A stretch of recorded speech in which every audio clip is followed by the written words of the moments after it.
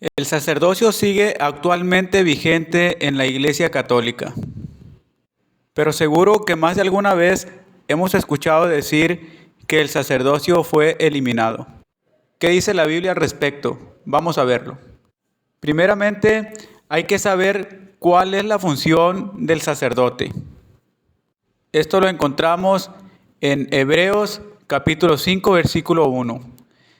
Dice: porque todo sumo sacerdote tomado de entre los hombres es constituido a favor de los hombres en lo que a Dios se refiere, para que presente ofrendas y sacrificios por los pecados.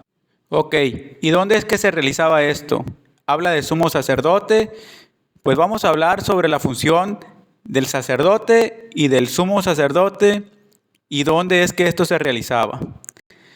De acuerdo a Hebreos capítulo 9, versículo del 1 al 3 dice: ahora bien, aún el primer pacto tenía ordenanzas de culto y un santuario terrenal, porque el tabernáculo estaba dispuesto así. En la primera parte, llamada el lugar santo, estaba el candelabro, la mesa y los panes de la proposición. Tras el segundo velo estaba la parte del tabernáculo llamado el lugar santísimo. Siguiendo con el capítulo 9 de Hebreos, ahora en el versículo del 6 al 7 dice: y así dispuestas estas cosas, en la primera parte del tabernáculo entran los sacerdotes continuamente para cumplir los oficios del culto.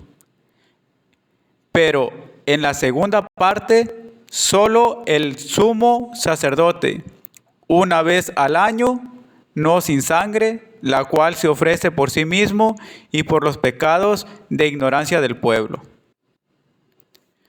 Ahora bien, en Hebreos capítulo 7, versículo del 11 al 12 dice: si pues la perfección fuera por el sacerdocio levítico, porque bajo él recibió el pueblo la ley, ¿qué necesidad habría aún de que se levantase otro sacerdote, según el orden de Melquisedec, y que no fuese llamado según el orden de Aarón? Y dice, aquí está una palabra clave, dice: porque cambiado el sacerdocio, necesario es que haya también cambio en la ley. Entonces notemos algo muy importante. Habla de cambiado el sacerdocio, no eliminado el sacerdocio. En ninguna parte de la Biblia no van a encontrar donde diga eliminado el sacerdocio. Eso no existe. Hebreos capítulo 10, versículo del 8 al 10, dice lo siguiente: diciendo primero, sacrificio y ofrenda y holocaustos y expiaciones por el pecado no quisiste, ni te agradaron, las cuales cosas se ofrecen según la ley. Y diciendo luego, he aquí que vengo, oh Dios, para hacer tu voluntad. Quita lo primero para establecer esto último. En esta voluntad somos santificados mediante la ofrenda del cuerpo de Jesucristo, hecha una vez para siempre. Entonces, ya tenemos cuál es la función de los sacerdotes. De acuerdo a Hebreos 5:1, es presentar ofrendas y sacrificios por los pecados. También sabemos que se levantó otro nuevo sacerdocio, según el orden de Melquisedec, lo dice Hebreos 7:11. Y ahí, para que no quede esa duda, ¿a qué se refiere con un nuevo sacerdocio según la orden de Melquisedec? Bueno, vamos a explicar esto. En Génesis capítulo 14, versículo 18 dice: entonces Melquisedec, rey de Salem y sacerdote del Dios Altísimo, sacó pan y vino. El sacerdocio de Melquisedec es pan y vino. Continuando con lo que hemos visto, en Hebreos capítulo 7, versículo 12 nos dice: cambiado el sacerdocio. Cambiado, ojo, no eliminado. Y vimos también que el cambio fue para establecer que somos santificados mediante la ofrenda del cuerpo de Jesucristo, de acuerdo a Hebreos 10:10. Ahora falta ver cuándo es que el Señor Jesucristo estableció lo segundo, la ofrenda de su cuerpo. Si hay quienes lo hagan, si hay quienes ofrezcan el cuerpo de Jesucristo, que es la nueva ofrenda, que fue lo nuevo que Él estableció, si hay quienes ofrezcan esto, los que lo hagan serían los nuevos sacerdotes que estableció el mismo Jesucristo. Vamos a ver Lucas capítulo 22, versículo 19 al 20, y dice: y tomó el pan y dio gracias, y lo partió y les dio, diciendo: esto es mi cuerpo, que por vosotros es dado. Haced esto en memoria de mí. De igual manera, después que hubo cenado, tomó la copa diciendo: esta copa es el nuevo pacto en mi sangre, que por vosotros se derrama. Notemos que habla de pan y de la copa, o sea, el pan y vino según el orden de Melquisedec. Pero no solo tomó la copa y el pan, sino que también dio la orden cuando dijo: y haced esto, estableciendo así el nuevo sacerdocio en la ofrenda de su cuerpo y a la manera de Melquisedec, con pan y vino. Algunos se quedan con la frase de haced esto en memoria de mí, que es hacerlo como un recuerdo, como algo simbólico. Mas sin embargo, haced esto en memoria de mí significa que les estaba diciendo: hacerlo y recuerden que yo soy el que se los ha mandado. Y otros se quedan confundidos con la parte de Hebreos 10:10 cuando dice: mediante la ofrenda del cuerpo de Jesucristo hecha una vez y para siempre. Se confunden y piensan que se hizo esa vez y que ya no hay que volverla a hacer, cuando es todo lo contrario. ¿Y por qué digo que es todo lo contrario?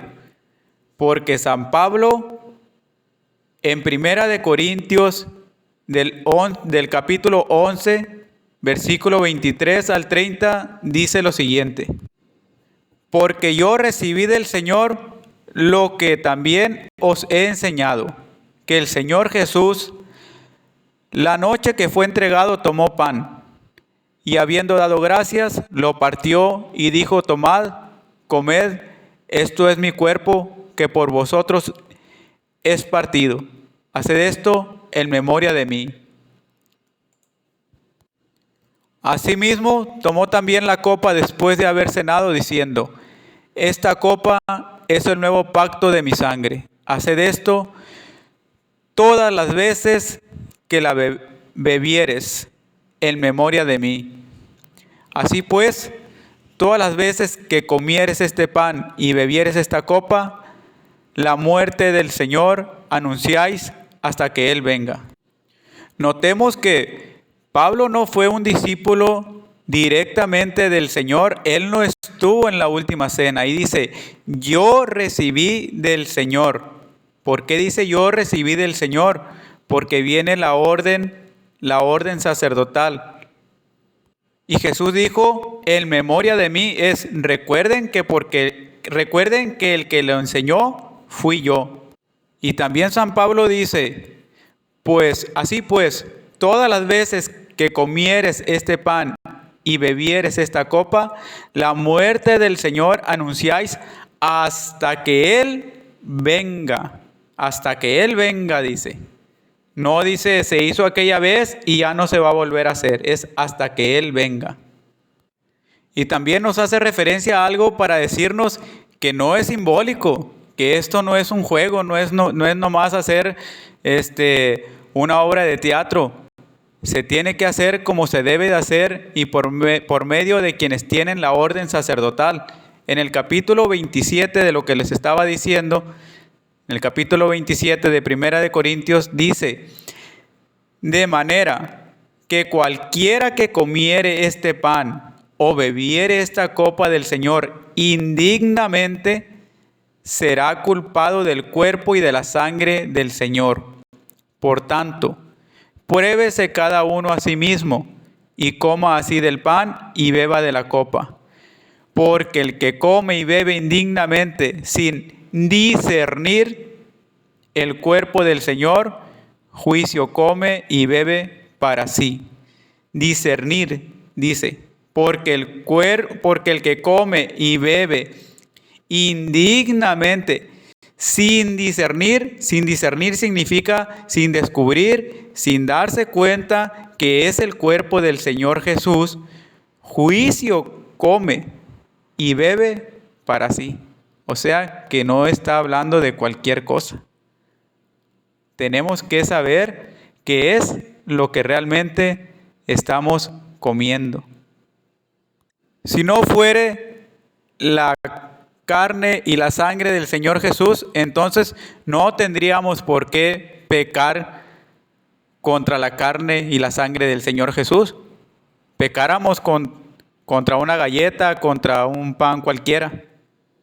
Y por si esto fuera poco, el mismo Señor Jesús en Juan capítulo 6 del 53 en adelante dice: Jesús les dijo: de cierto os digo, si no coméis la carne del Hijo del Hombre y bebéis su sangre, no tenéis vida en nosotros. El que come mi carne y bebe mi sangre tiene vida eterna, y yo lo resucitaré en el día postrero. Porque mi carne es verdadera comida, y mi sangre es verdadera bebida. Aquí no está hablando nada de símbolo, no deja nada como para que alguien pueda decir que es simbólico. Es verdadera comida y verdadera bebida. Y continúa diciendo: el que come mi carne y bebe mi sangre, en mí pertenece y yo en él. Como me envió el Padre viviente y yo vivo por el Padre, asimismo el que me come, él también vivirá por mí. También les dijo: este es el pan que descendió del cielo, no como vuestros padres comieron el maná y murieron. El que come de este pan vivirá eternamente. Estas cosas dijo en la sinagoga, enseñando en Capernaum. Cuando Jesús enseñó esto, pasó lo que pasa hoy en día cuando un católico predica estas cosas a un protestante o a un hermano separado. Continúa diciendo la Biblia: al oírlas, muchos de sus discípulos dijeron: dura es esta palabra, ¿quién la puede oír? Sabiendo Jesús en sí mismo que sus discípulos murmuraban de esto, les dijo: ¿esto os ofende? Pues qué si vieres al Hijo del Hombre subir a donde estaba primero. El Espíritu es el que da vida, la carne para nada aprovecha. Las palabras que yo os he hablado son espíritu y son vida. Pero hay algunos de vosotros que no creen, porque Jesús sabía desde el principio quiénes eran los que no creían y quién le había de entregar. Y dijo: por eso os he dicho que ninguno puede venir a mí si no le fuere dado por el Padre. Y pongan mucha atención en el capítulo 6, versículo 66 de Juan. O sea, el 6:6 dice: desde entonces muchos de sus discípulos volvieron atrás y ya no andaban con él. Todos los que no creen que su carne y su sangre son verdadera comida y verdadera bebida, y que hay que comerlo y hay que beberlo, son los que se apartan del Señor Jesús.